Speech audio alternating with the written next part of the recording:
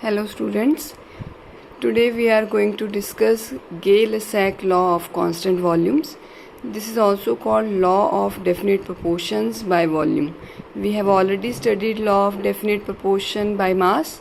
So this is a law for definite proportion for gases. Actually gases are involved in a chemical reaction, then we study this law. Now first the definition. As the law states, when gases combine or are produced in a chemical reaction, they do so in a simple ratio by volumes. Condition being all gases should be at same temperature and pressure.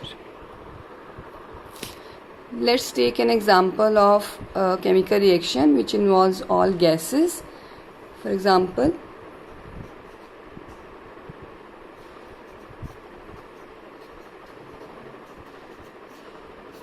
formation of gaseous hydrogen iodide from hydrogen and iodine, right? Now all the reactant and products, they are gases.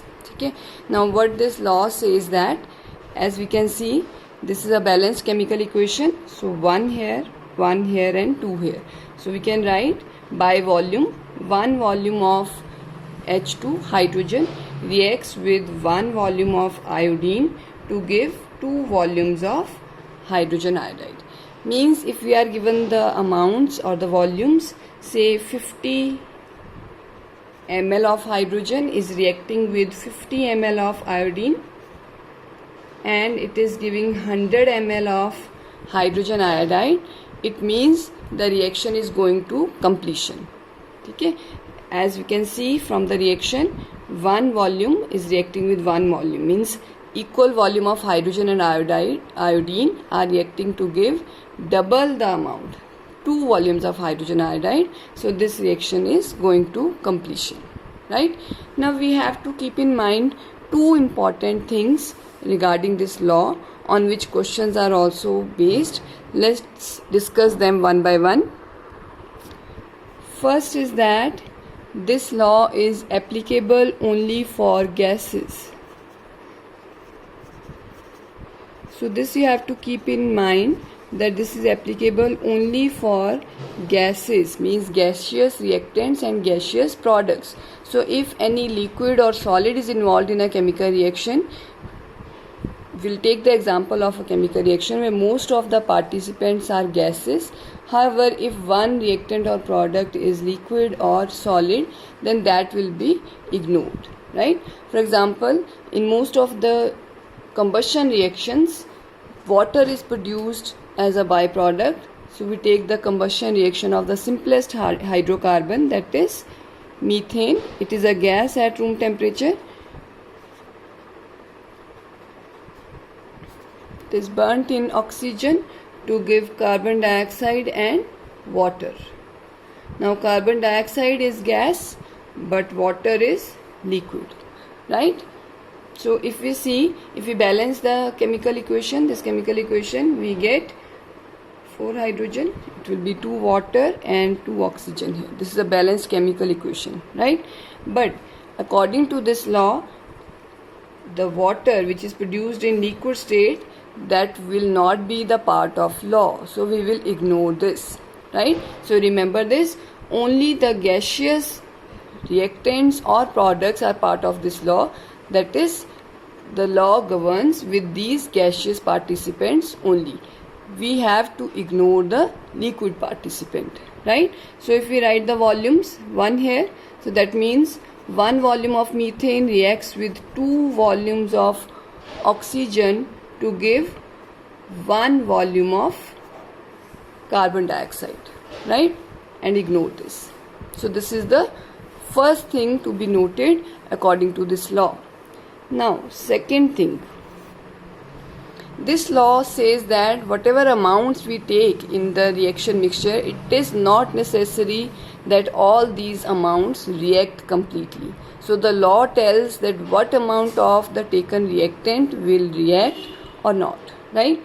For example, we take the example same equation, methane plus oxygen or combustion of methane to give carbon dioxide and water.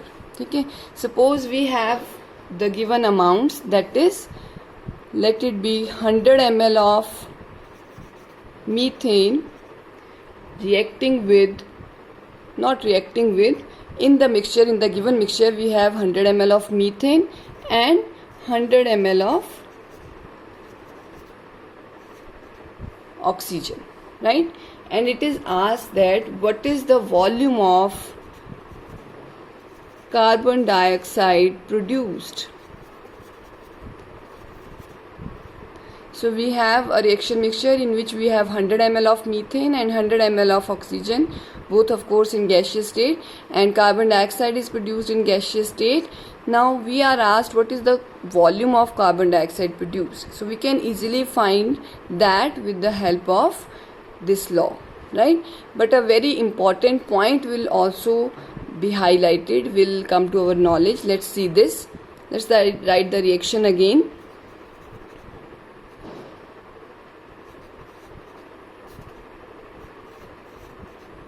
Right? So these are the gaseous participants and one is the liquid participant, which we have to just ignore, right? Now see, one volume of methane reacting with 2 volumes of oxygen to give 1 volume of carbon dioxide. So let's see that we have 100 ml of methane, right? 100 ml of methane, right? Now we see here that 1 volume of methane is requiring 2 volumes of oxygen. That means 100 ml of methane will require 2 into 100 ml of oxygen according to the balanced chemical equation. That means 200 ml. Do we have 200 ml oxygen in the given reaction mixture? No, we have only 100 ml of oxygen in the given reaction mixture. That means this condition, that is reacting 100 ml methane with 200 ml oxygen, that is not applicable because we are not given 200 ml of oxygen, right? So this you have to keep in mind. It is not that whatever amounts are given they will react and give the product. No. So this condition is not feasible.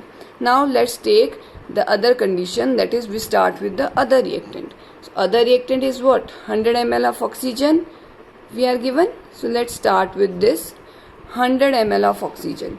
We know that 2 volumes of oxygen require 1 volume of methane. That means 100 ml of oxygen will require how much?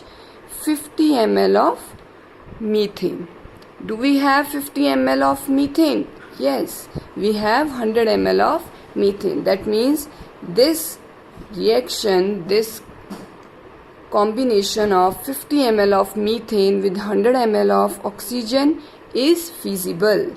So that means this is the actual combination or reaction which is taking place, right?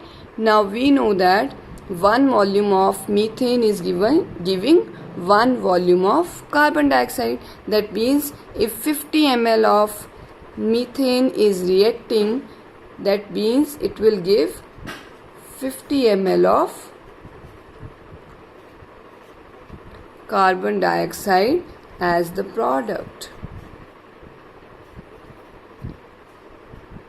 right? So the actual reaction which is taking place, that is 50 ml of methane is combining with 100 ml of oxygen to give 50 ml of carbon dioxide, right? So these are the 2 important points to be noted.